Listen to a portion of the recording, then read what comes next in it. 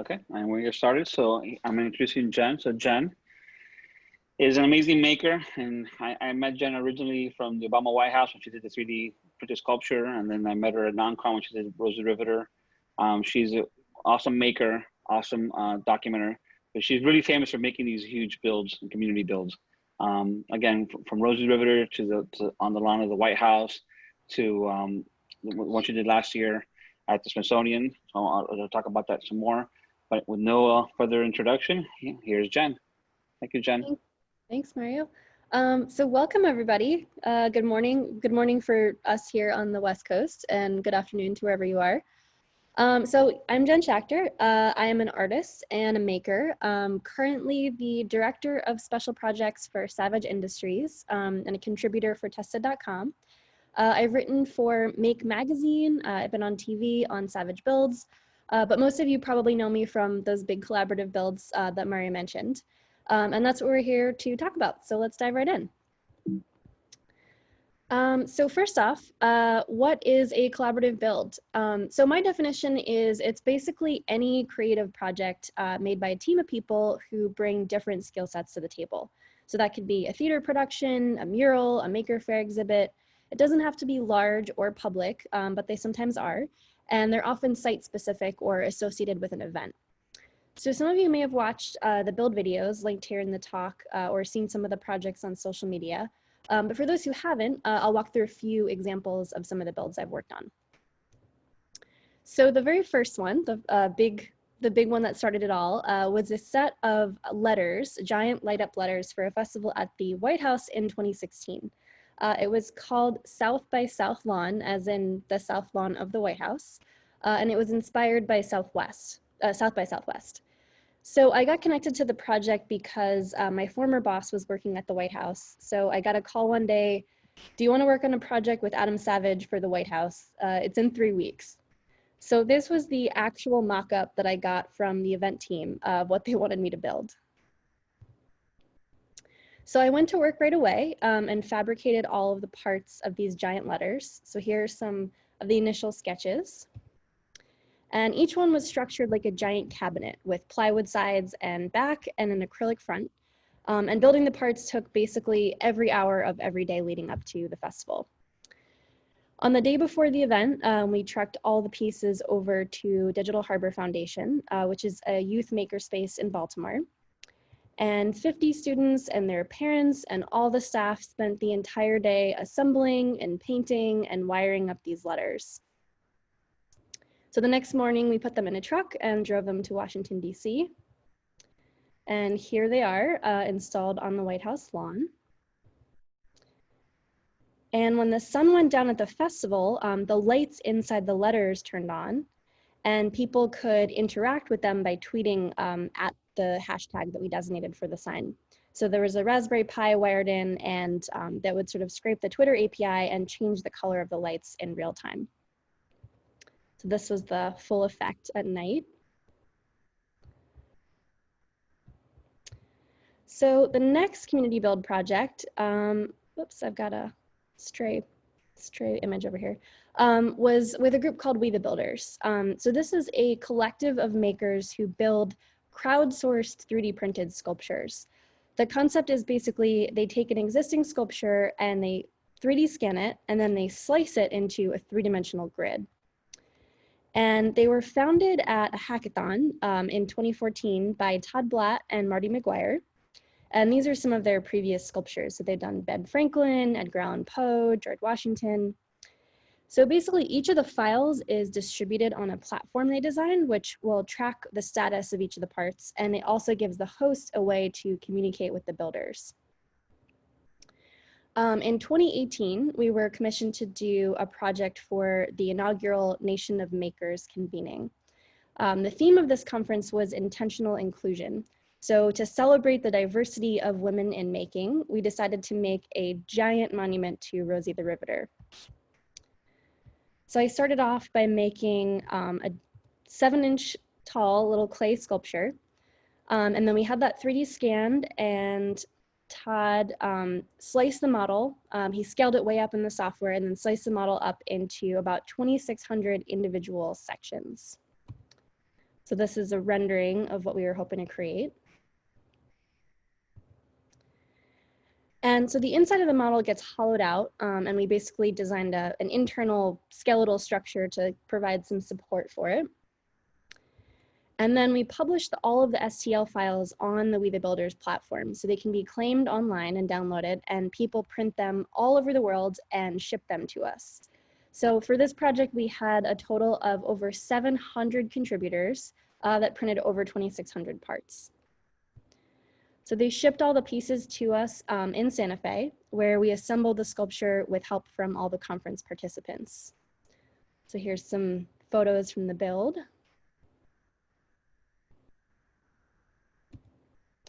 So over the course of 2 days, we assembled the entire sculpture. And the finished Rosie stands about 6 feet tall on top of her platform, and she's currently residing in the New Mexico History Museum. The next project is called Project Egress. So July of last year was the 50th anniversary of Apollo 11, the mission that first landed humans on the moon. And the Smithsonian Air and Space Museum commissioned us at Tested to organize a live build project to commemorate the event during their 50th anniversary celebrations. So they started off with a highly detailed photogrammetry scan of the entire Apollo 11 command module. And we decided to work with this sort of trapezoidal door, the hatch that allowed the astronauts in and out of the spacecraft. If you're familiar at all with the NASA history, this door is a pretty significant piece of engineering. It's been called the most complicated and carefully engineered door ever built. So we wanted to focus on that accomplishment and the invisible hand of all the men and women who built this machine that took us to the moon. So we enlisted the help of this incredible engineer, Andrew Barth, who used the hatch scans and drawings from the Smithsonian archives to reverse engineer each individual piece of the machinery. So every latch, every lever, every linkage. So here's Andrew's completed model and the rendering, which is just absolutely mind-boggling. And then we separated each mechanical piece of the structure and exported the blueprints and CAD files. And then I curated a group of around 45 makers to replicate each one of these parts using the files. So the only criteria was to make the part to exact scale, but each maker could work in any medium and process they chose. So we had ceramic sculptors, woodworkers, machinists, prop makers. Some of the groups were students and their teachers made a whole project curriculum out of it. And all the makers shipped their parts to the Air and Space Museum in DC. And during the anniversary celebrations, we unboxed everything and assembled the entire hatch in about 6 hours. And as you can imagine, a lot of things went wrong, but we'll talk more about that a little later. Also, a handful of our extended Tested family also helped us out. You can see Sophie and Stephanie, also Kate Sabaker and Mel Ho. These are really the MVPs of the build right here. They helped us out so much. So this is the completed hatch and some close-ups.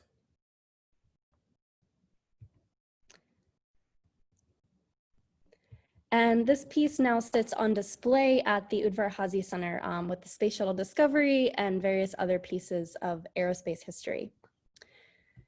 So that's the bird's eye view on some of the past projects, but I wanted to go a little bit deeper behind the scenes and share some more detail with you about some of the challenges we faced and things we learned along the way, because these builds don't go smoothly all the time. And if you're interested and you want to host your own sort of community build projects, I actually put together a whole worksheet that sort of asks questions to help you work through the planning and also gives some useful resources. So if you want to check that out, there's a link to download that PDF right in the Maker Faire portal here on the app. So you can check that out there.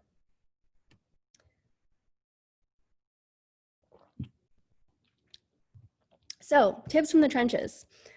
Here is an actual behind the scenes photo of a live build. Obviously I'm kidding, but this is a very crowded, busy kitchen, and that's about what it feels like when you're in the middle of one of these builds. It's dirty and hot and fast paced and everyone's bumping into each other.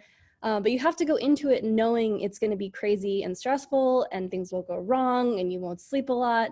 You have to sort of love that kind of madness and be willing to lean into it. I know for me, I kind of thrive on that sort of rush, but there's also less consuming roles and ways to get involved if you don't want to be in the eye of the hurricane. So my first tip, I'm gonna scoot this screen over here, is improvise, improvise, improvise, and when all else fails, let it go. So as much planning and organizing as you do, you will inevitably be building the plane as you fly it. So as challenges come up leading to the event and even during the build, you have to be resourceful, you have to think on your feet, and the better you've anticipated possible scenarios, the better prepared you'll be for them. So during the Rosie build, one thing we didn't anticipate, and looking back now this seems really obvious, is how long the glue would take to dry. So we basically set up each layer of the sculpture on top of its blueprint, and then we glued all the faces together. And as each layer would dry, we would stack them. But as we started to lift each layer up, parts started falling off all over the place. So in the end, we were missing some printed parts and the layers are uneven in a lot of places. So if you look closely here, sorry, my orientation of this kind of changed. Ah, there we go, I can stretch it out.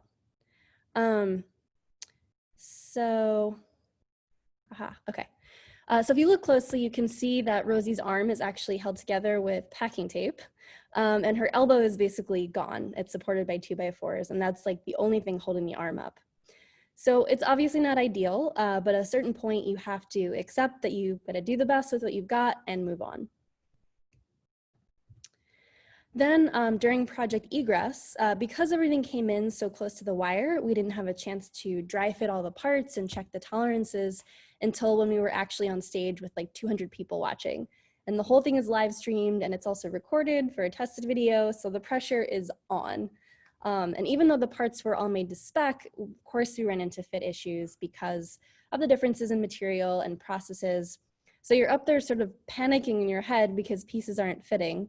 But we had Adam, who is obviously the master problem solver. So we sort of hacked and grinded and shoved everything into place. And you also have to take a step back and realize that watching you solve problems in real time with real stakes is part of what makes this exciting for the audience. No good story is interesting without conflict. So every time we got past a little hurdle, the whole audience erupted in applause, which was very reassuring. Of the 3 builds, South by South Lawn might have been the most hectic. So a little backstory here, we spent like 13 hours building these letters in total chaos the day before the event. And we met up at 5 a.m. to drive the truck to DC, and you have to have all your equipment and stuff checked out by Secret Service at a remote location before you can go to the White House property. So we sat in this parking lot for probably 3 hours waiting for our inspection, and we're getting close to the event time, and I'm getting phone calls like, "Where are you?" And I'm like, "The guys with the guns won't let us through." So we ended up getting through like 15 minutes to spare before the event. So they escort you by motorcade to the White House grounds. And as soon as we park the truck, someone yells, "You have 7 minutes, go, go, go." So just to give you an idea of the level of crazy with these builds. So tip number 2, make participation worthwhile. So this is huge for community build projects because obviously you want to take care of your team. Also, very often participation is a volunteer effort just because of having so many collaborators and tight budgets. One of the most exciting things about these kind of projects is how many different creative skills people bring to the table. And you really want to honor that and give folks as much of a stake and a role in authorship as you can.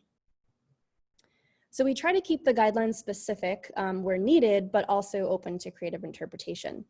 So the guidelines for Rosie was just print a part in skin tones. And the guidelines for Egress were make this part to scale in any medium using any process you like. I also try to make the call to action super enticing. So this is like your pitch. This is get people as excited about making the thing as you are. So I really pull out all the stops. This is the mission document I designed for Project Egress. I'd been researching tons of NASA documents from the 60s, so I tried to replicate that sort of antiquated feel of the official documents that the astronauts received, like right down to handwritten notes in the margins and a Photoshop paperclip. So for some of the collaborators, I was cold calling and emailing people that I had never actually met, to just like seeing their stuff on the internet. So I wanted to let them know that we were legit and also generate some excitement. And people said when they got this email, it felt like they'd been invited to some kind of secret club. Either that or they thought it was totally a scam. The absolute most important thing about working with collaborators is to give people credit for their contributions. You really want people to feel compensated for their time and energy and resources, and everyone who is part of it should be acknowledged in some way. So with egress, we put everyone's name on a plaque, front and center, attached to the hatch. So those names will all go down in history, and this object itself is now part of the Smithsonian collection. So it's an incredible honor for us all to have our names on there. We also had all the folks that were there during the build come up on stage to sign the hatch itself, so you can see some of the autographs there. And basically just, you want to celebrate these contributions any way that you can. The draw for people to these projects is they want to feel like they're part of something. So amplify that and lift each other up, tag them on social, write a blog post, make t-shirts or patches, and all the project documentation should list all of the collaborators with links to their websites and all their social media. The other really cool thing we got to do with Project Egress was to basically make this landing page for the hatch itself. So the Smithsonian went back and scanned our replica hatch, and we collected the artist's process photos and bios, and there was this entire interactive website where you can actually orbit around the model and click on different parts and learn about the artists who made it and their process. So tip number 3, be an expert communicator. When communicating with your collaborators, clear, concise, and timely communication is everything.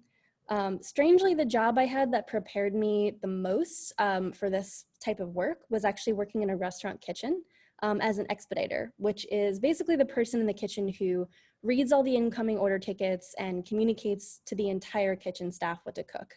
So they have to know what's on deck, how long each dish takes to make, how many reservations are about to sit down. They essentially set the pace for the entire kitchen. So a lot of that relies on your organizational skills, but also you have to communicate really effectively with the line. So when you talk to the cooks, you call out the orders and the cook says back, heard, and that lets you know that what you communicated was received.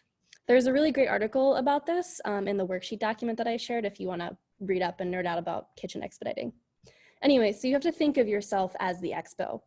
You want to set clear project milestones ahead of time, even before you send out your call to action. Make sure each group understands when their deadlines are to make all the pieces fit, and to make sure they feel supported throughout the entire process. So I'm a kind of obsessive spreadsheet keeper. I keep lots of to-do lists and management logs. This is sort of where my entire brain lives. And they absolutely have to be live documents for me. So I want to make sure that everyone who's collaborating sees the updates and all the edits in real time. The irony of this is that during the build itself, when it's go time, if you've done your job, you can almost communicate without words. So you're thinking, where did I put that hammer? And your colleague is handing it to you across the table before your hand even moves to reach for it. It's sort of uncanny, but there's this deep, almost telepathic communication that's really cool. And you're sort of on this other plane of existence with your teammates.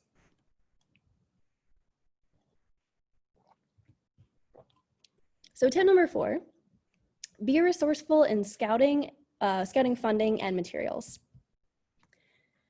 So one of the biggest questions that always comes up with community builds is, where do you get your funding? So I'll be the first to admit I have been extremely lucky in getting connected with Tested, because obviously we have a bit of star power to draw from. And I've got to do builds for fairly large events with actual budgets, but you don't have to work with Adam Savage. If you can find an event that's taking place, you can pitch your project to, you may be able to get some funding through that. So events usually already have budgets tied to them, and leading an interactive creative project that gets people engaged during the event is usually a huge selling point for them. Plus, you already have a built-in audience, so you don't have to worry about playing to an empty crowd. You can also sometimes look for local sponsors. So sometimes companies will either give you a small cash donation or even tools or materials, because it's basically free advertising for them to have their name associated with a public art project. You can obviously raise funds in more traditional ways by hosting fundraisers or rating grants, or even crowdfunding platforms like GoFundMe and such. But I will tell you that's a lot harder. Another thing to consider when you're creating your project budget is to find ways to cut costs on tools and materials. If you can, find something that's upcycled or found materials instead of having to buy everything new, obviously that's a lot cheaper. It's also, less environmental impact. So there's a ton of free resources out there for you for like graphics and music and even image content that you can build from. But I wanted to point out one super amazing resource. It's the Smithsonian Open Access Program. It's basically a huge repository of media from the entire Smithsonian archives. Everything from paintings to furniture to 3D scans of animal skeletons. It's nearly 3 million objects, and it's all free and available for even like commercial use. You can sell whatever you make with it. I also linked to that portal in the worksheet if you want to check that out too. All right, tip number 5, Pics or it didn't happen. So as you can tell, I have a pretty exhaustive documentation of each of these builds. The thing is, I've only taken a fraction of these pictures myself.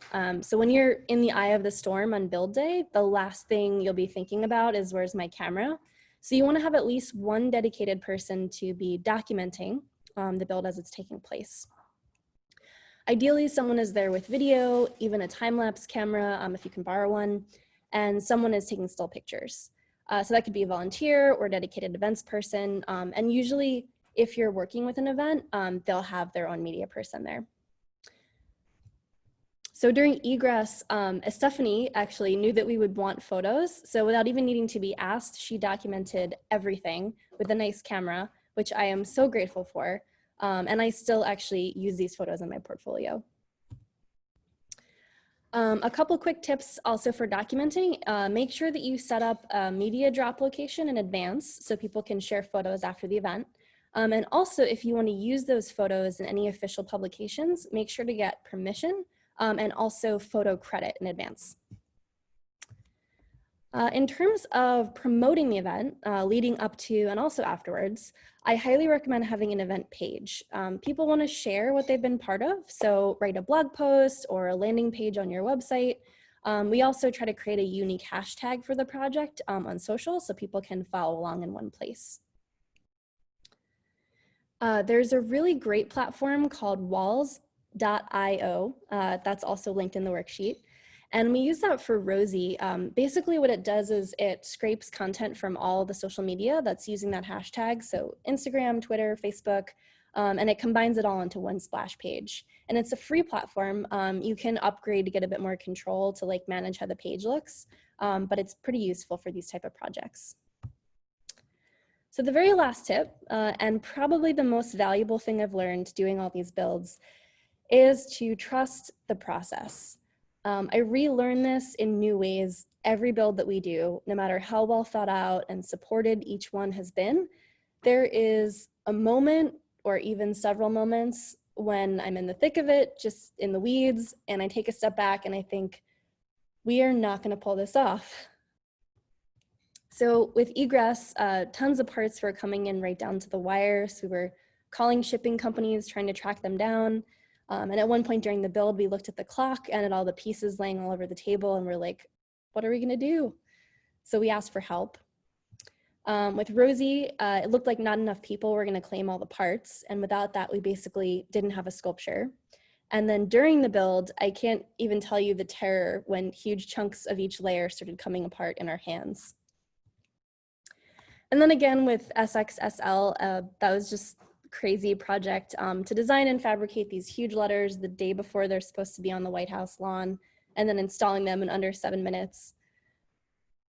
So the point is that there's a stage in every single build where I am sure we will fail, but every time we've found a way to make it work, and we glue and screw and fudge everything until something sticks. The parts show up, the people come out, and we put on one hell of a show while we're doing it. And so I now know that these sweating bullets moments are bound to happen, and you just have to push through and lean on the ingenuity and determination of your team. And that sort of adrenaline rush, that struggle, is what makes it that much sweeter when you drive the final nail in and the crowd cheers, because you've been through something together. You're like in the trenches together, and you pulled off something incredible.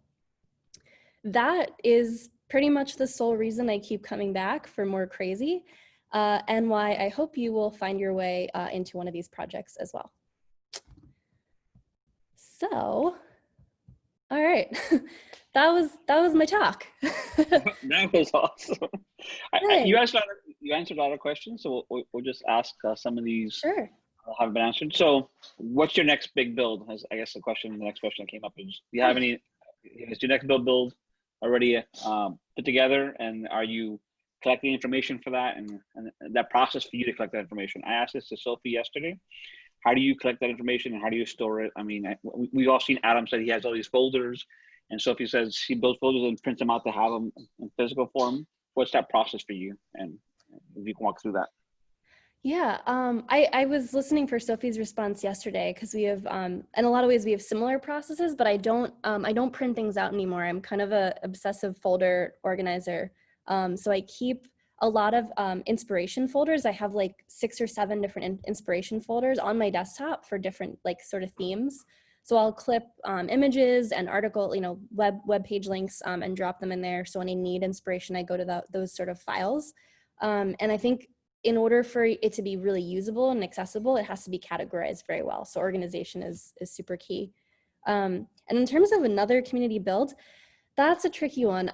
We actually had another build planned for this year, another live build, and was super, super disappointed that we had to delay and kind of on hiatus, because live builds are not going to be a thing, with a big audience is not going to be a thing we can do right now.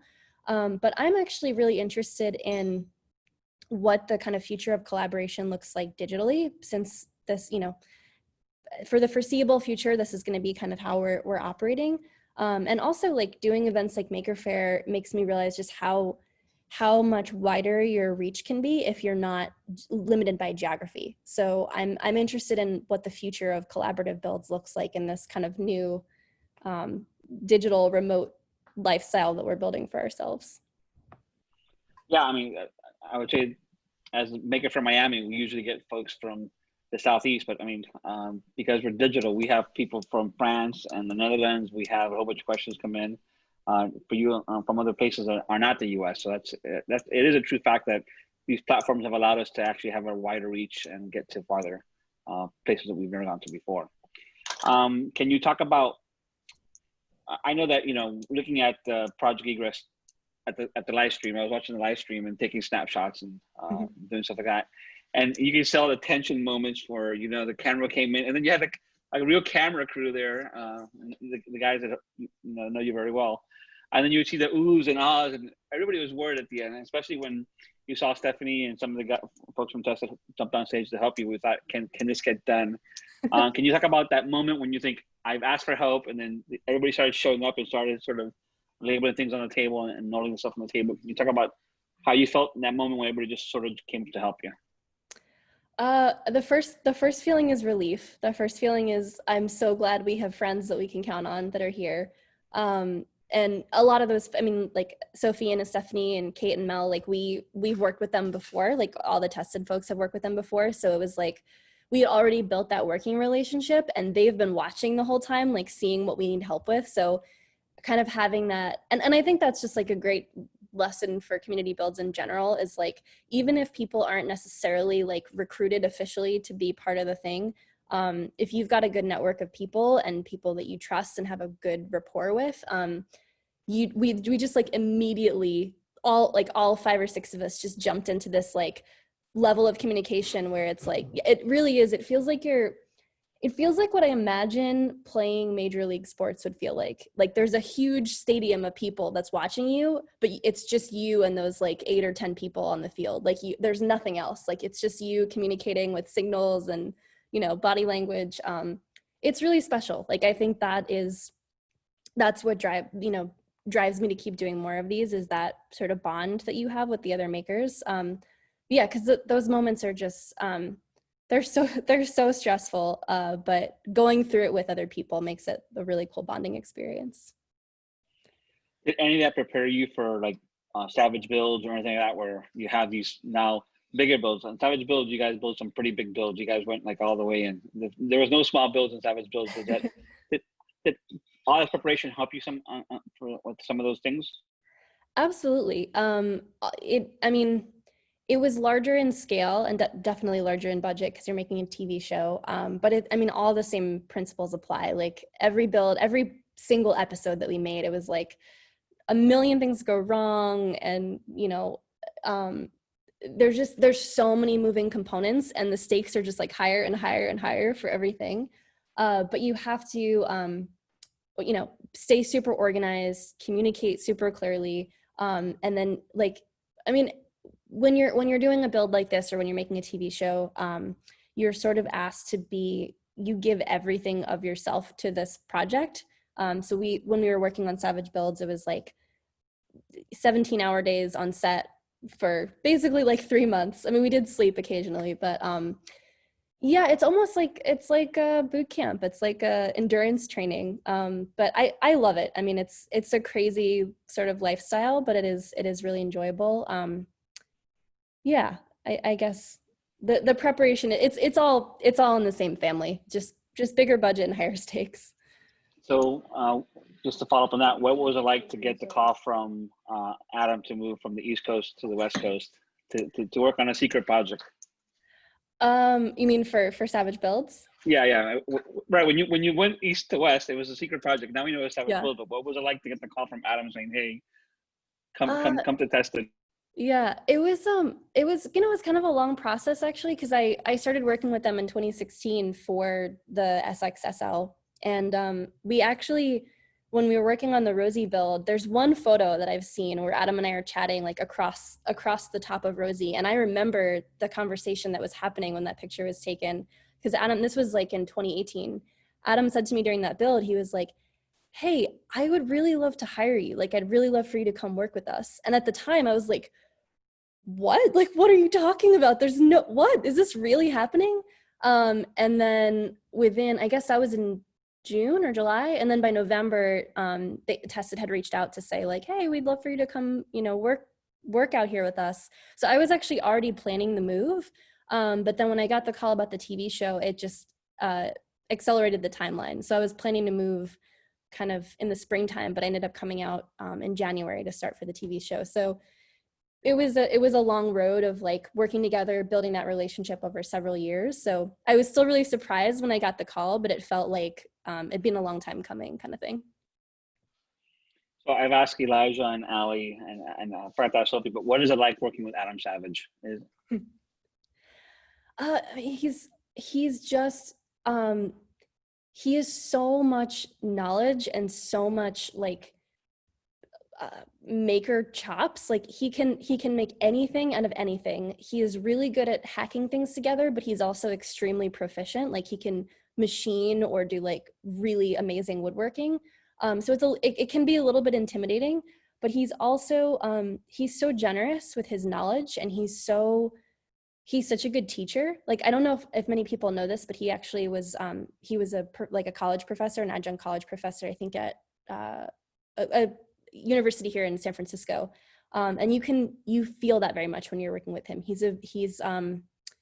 There's this like teacher mentor relationship, but it's never condescending. It's never patronizing. He's just a very humble, generous, and like has the most energy of anyone. I after we did SXSL, I had seen how long he'd been going for, and he's like doing videos and talks and interviewing people, and he's still going. And I'm like, melting in a chair, like barely keeping my eyes open. I'm like, I don't know how the guy does it. He's like the Energizer Bunny. But his energy is infectious. It like brings everybody up. So yeah, it's amazing. So I'll ask you about things behind you. Can we talk about Carmen San Diego and April behind you? Yeah, here, let me tilt a little bit. Those are some very unofficial cosplay attempts. So like not canon at all. It's just like my Jen take on things. But they're both. I didn't sew either of these. I wish I had Sophie's skills. These are sort of found and then collected costumes. I did make for April the camcorder and her little microphone. Those are all thrift store like junk parts. Like the camcorder is a flashlight with Nerf gun pieces attached to it and 2 more flashlights on the ends. So just kind of like scratch built, hacked together. But I have fun with them. I have fun with kind of dressing up and finding a reason to get crafty for Halloween. I love for you to talk about the book nook and the cricket card also. I know that I Okay. love your drawings and your designs. I think I think something that you and Adam have both in common is your thought process looks like some people's finished products, thought process. So it's pretty cool. I love how you guys show some of that stuff. And I would love for you to talk about the book nook and the cricket cart because those are available today in your Etsy store. And again, it shows off a lot of your chops. And so can you talk about how those came apart and how did you get that started? Okay, so yeah, I'll start with the book nook, I guess, because it's freshest in my mind. Yeah, the book nook is basically, if you're not familiar, it's basically like a narrow diorama that slides into your bookshelf, so it will like fit in between the books. I don't know. I think the ones I have here are like on the other side of the house, or I'd grab one. But yeah, it's like a little lighted scene, and it's miniature, and it goes into your bookshelf. So they existed, and Norm at Tested and I were talking, and we're like, this would be like a really cool project to build a kit out of and make a whole video series out of. So I do a lot of laser cutting and like 2D design stuff. So I designed and prototyped this laser cut, the pieces for this laser cut kit. And we did a tested video about it. And I launched like a small product line on Etsy to sell these versions. So the pieces are already laser cut and all the electronics come like pre-soldered. And you basically buy the kit and it's like flat pack pieces. So you can just pop everything together and clip all the wires and make your own at home. So that was the book nook. The cricket cart that was kind of just like a fun side thing that happened. We have a cricket vinyl cutter at the shop and it doesn't really have a home. Adam likes to have a home for things and it's better if it's mobile so that we can rearrange the space. So just like offhandedly, he was like, yeah, we should at some point make a cart for that thing, like find a home for the cricket. So everybody was away for a shoot or something, and I just kind of hung out in the shop by myself and pieced together a little mobile workstation for the vinyl cutter out of plywood and made some little drawers, and the top has little kind of like custom holders so that every tool is right where you would need to grab it. And then everybody came back and they were like, oh, this is so cool. So I sketched up the plans for the one that I made and put those up on Etsy as well so people can sort of riff. It's not quite a cut list, but people can get design inspiration and sort of riff on it. Awesome. I think that's all the questions. If anybody wants Okay. any more questions, you can hit the Q&A. But if not, we're going to start writing this down. It's always a pleasure to talk to you, Jen. I think you're amazing. I think your work is also speaks for itself. Again, I love the book nook, and I love that was a pretty awesome project. Again, it shows quickly how you can skill, and I love your tested video on the recycled lights for your prop. I think I tell people all the time like that's the best journey video for a maker because it's like the life of a maker is like I got this plan, it's amazing, and through you're thinking, oh, this is gonna be version 1, and then by the end you're like, hey, this came out pretty well. I can live with this. And so I tell people like the journey of a maker and like the imposter syndrome you get in the middle of a make is like I thought that video captured that a little bit from you, and it captured your emotion on that. And I said that's like one of the best make videos. Can you talk about just that process and on how you guys make videos and test it and how they get posted and that whole the whole process of you guys doing things and tested? Thanks. Yeah. Yeah, I like seeing, those are the types of videos I enjoy watching of other people, kind of like, I like watching the problem solving happen and the gears turn. So yeah. Well, if anyone has other questions, feel free to, shoot me a message on social. That worksheet, if you're interested in any of the links and planning your own build, is all in the it's in the portal where you like found the link to the talk, and you can download it. But yeah, hopefully we'll see you for community build projects in the future. And thanks for coming. Okay, awesome. I hope to see you hopefully maybe next year in person. For those that are on here, this video will be posted inside our YouTube channel in the chat. In the chat for the agenda, I'll also add a lot of the links to Jen's Etsy, to Jen's social media, and to some of Jen's builds. Again, thank you for everybody's time.